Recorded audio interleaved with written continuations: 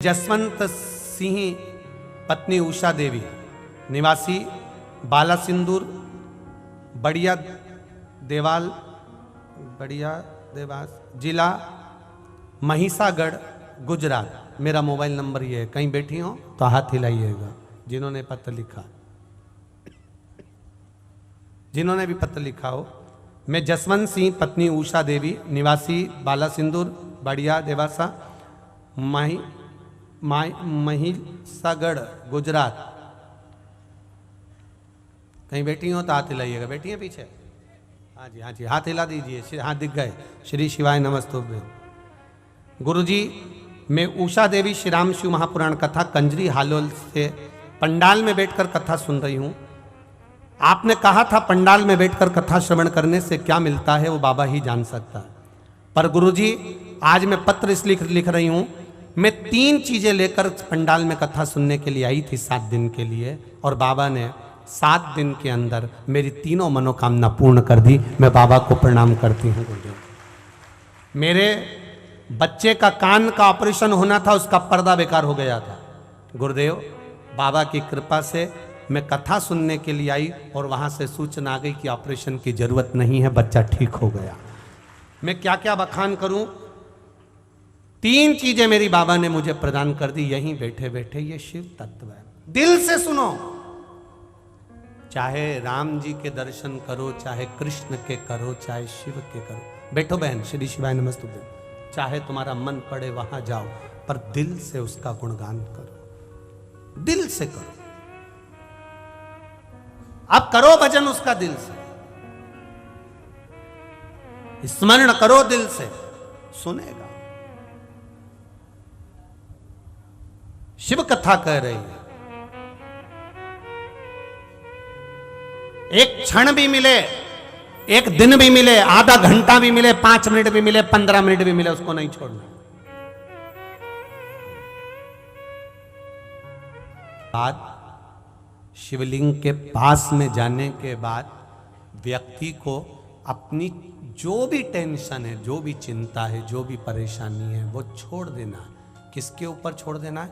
जो लोटा भर के जल चढ़ा रहे हो, महादेव के ऊपर जल चढ़ाते समय सब छोड़ते जाओ कि अब तुम्हें संभालना है। ये हाथ मैंने आपको पकड़ा दिया है, अब मुझे नहीं संभालना, अब आपको संभालना। अब सौंप दिया इस जीवन का सब भार तुम्हारे हाथों में। संपूर्ण अपने जीवन का सारा तत्व शिव जी को दे दिया। जैसे मना रहा है, मां नर्मदा जी का जन्मोत्सव मना रहा है। सभी को मां नर्मदा जी के जन्मोत्सव की बहुत बहुत बधाई। संपूर्ण भारतवासियों को मां नर्मदा के प्राकट्योत्सव की, जन्मोत्सव की बधाई।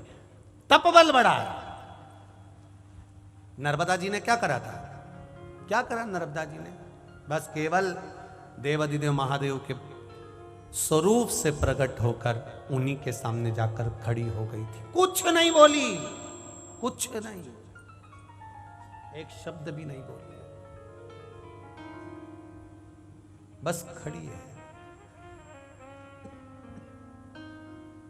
और देवाधिदेव महादेव ने दे दिया। ब्रह्मा जी के कमंडल में जाकर बैठ जा। नर्मदा जी बोली, मैं और ब्रह्मा जी के कमंडल में? हाँ। क्यों?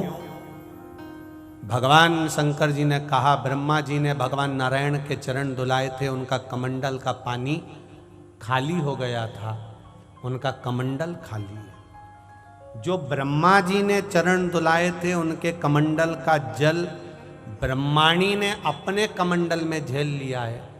वो कमंडल का जल जब भागीरथ बाबा तप करेंगे, साधना करेंगे, तो वो कमंडल का जल भागीरथ जी के कहने पर शंकर जी कहते हैं मेरी जटा में आता है, और वो जल गंगाल में से निकला तो गंगा जल बन जाता है। तो ब्रह्मा जी का जो कमंडल खाली हुआ है, उसके अंदर जाकर बैठ जा। पहले नर्मदा जी का नाम सरिता था।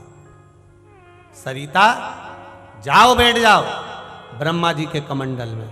ब्रह्मा जी के कमंडल का नाम नारवद्य था। जब राजा पुरुकुस ने तप करा तब सरिता कमंडल में से निकल कर बाहर आई। तब देव अधिदेव महादेव ने कह दिया तेरा नाम नारबद्य से निकलने के कारण नर्मदा होगा, तो जनमानस का कल्याण कर, संपूर्ण विश्व का उद्धार करने वाली। जा गंगा का स्नान, यमुना का पान और नर्मदा जी का दर्शन संपूर्ण विश्व का कल्याण कर देता, संपूर्ण विश्व का कल्याण कर देता। और गुजरात वालों को तो ये तो सुख की बात है, माई नर्मदा वहां से चलकर गुजरात को पूर्ति कर रही है और संपूर्ण गुजरात का कल्याण कर रही है, ये मां नर्मदा।